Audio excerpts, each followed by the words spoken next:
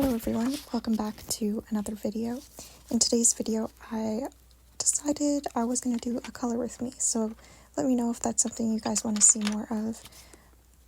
But anyways, I am doing a cherry blossom, and this cherry blossom is it's like a color by number, so it has a lot of different values of colors at the top of the page, and they're all kind of similar, like a very almost dark purple, I want to say, but I kind of just used what I had, and I had to mix some pencil crayon colors because I don't have all the values, like the Prismacolors.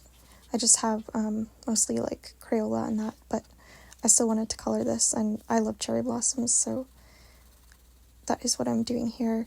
So basically if I wanted to mix a color, I just lightly shaded it in with one color, and then I go over with the other color until I'm satisfied with the color that I get. And that's basically what I did with this whole page. I tried to do a lot of one number at a time so that one number would be finished. There was a few times where I did have to lift the page up because some of these numbers are like really small and they're very hard to see. Like as you can see here, there's like some of them are really tiny. But I'm excited how this looks so far, and I might end up framing it when I'm done because, I don't know, I just really like it. I think it looks really cool with all the different, kind of how it's slightly abstract, but you can still kind of tell what it is. I think it's just, very cool. And so, yeah, I've been enjoying coloring this. It's just very time-consuming, but I'm excited when I finish the end result of it. And I think my way of blending is pretty straightforward, but if you guys would like a tutorial or anything like that of how I kind of made these different colors and values, let me know in the comments, because I could definitely make a video if you are interested. So this is one of the flowers that I'm coloring in. I actually decided for some of the numbers that I had done, if I found a bunch of one number, I just started with the first color and just colored those in, and then I'd go back in with the next color. And I found that a little bit faster than coloring one in and then the next one, if I had to blend the colors together. So that's kind of what I tried to do for most of it. There was a lot with small numbers, and I don't know about you guys, but I can only take so much of one, craft or hobby, and then I kind of just get sick of it, so I have to take a break and do something else. So this is still a work in progress. I have not finished it yet, but it is looking very cool. And yeah, so I had to look a few times really close at it because these numbers were so small, some of these shapes. So I had to look very close to make sure I was coloring in the right spots. They actually had these coloring books at the college that you could color in, so that's where I found this one, and I decided I wanted to take it with me. And so I have a few cherry blossom ones now. I just really like cherry blossoms and anything kind of Japanese. I kind of have honestly a collection because of a friend I met that was an exchange student a while back, and so now I have I've been trying to learn Japanese, so I have too many books of Japanese language learning, and then I have some that are children's books that are just basic Japanese. And then my mom got me for Christmas a origami box folding book, but it's by a Japanese author, and so I have a good collection of Japanese things. And I also like to fold paper cranes. They're just one of the origami things I can actually fold. Some origami stuff's really hard to fold, but that's one thing that I can actually fold. I'm also curious, does anyone else have a stack of coloring pages or coloring books that are half colored and you haven't finished the page but you started another page? Because that kind of is what I have done with some coloring pages. Also probably some in coloring books too, but some I can't even really color because I used marker on them and the back of the page wasn't thick enough, so it kind of sort of bled through, so it's not the most ideal for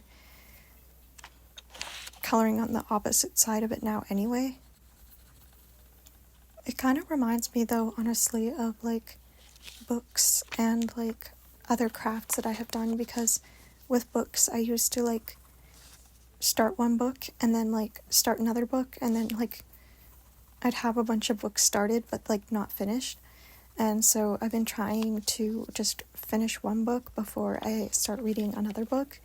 And with crafts, I cannot say I have done that, because sometimes I just need to like do something else. Like I can't just stay with one thing at a time, because you know, sometimes you get sick of like things you're doing. And when I'm doing amigurumi, I've been doing some crochet, and some of the amigurumi that I've been making is like with the really tiny crochet thread, and I really like miniature things, so that's why I guess made myself the challenge to do that. But sometimes it can just like drive me crazy, because like the hook I was using, the stitches would slip off, and so it would end up taking me so much longer just to do.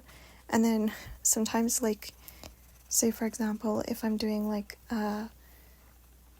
legs or something where I have to do like 4 of the same shape, I don't know how, but sometimes they don't end up like exactly the same. Like sometimes some end up bigger and some end up smaller, and it kind of just drives me crazy, because like I don't know how that happened. Like I don't think my tension's that bad, but like I just didn't really understand why they weren't ending up the same size, even though I was literally following the pattern. But sometimes also like I just lose count, because like with really small stitches I would have to go back and recount them all, and that would take a while, and then I'd lose track of like where I was counting, and I have to recount all over again, because I was trying to make it like as accurate as I could, because I was testing a pattern for someone. And so yeah, I think it's still gonna turn out good, like, because I'm still working on it, but it's just something that kind of, I guess, would be one of my pet peeves. So the colors I'm using for this, the colors scheme for this coloring page were more, I would say, like almost like dark purples and like burgundies maybe. For my, as you can see on the side of this page, there are some pinks, but not like, well, I guess some of them are pink, some of them are more burgundy. And so my colors aren't exactly, they don't like exactly match up, but I was just using what I had. So the colored pencil I'm using right now is, I believe this one was magenta. This is a magenta Crayola colored pencil, and I used that for, I think, like, maybe I'm on number 6. I don't remember what I was coloring, but anyways, I was using that for some of them.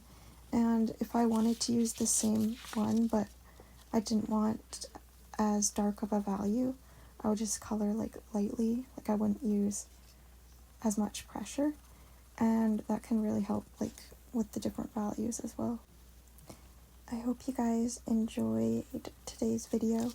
If you did, please give it a like, and consider subscribing if you would like to see more videos like this or other craft videos. It's free to do, and I really appreciate your support. Thank you for your lovely comments. They keep me motivated to keep making videos for you all. And so I do say thank you to you all for watching, liking, subscribing, commenting, any of those things. I really do appreciate it, and I hope that you all have a lovely day.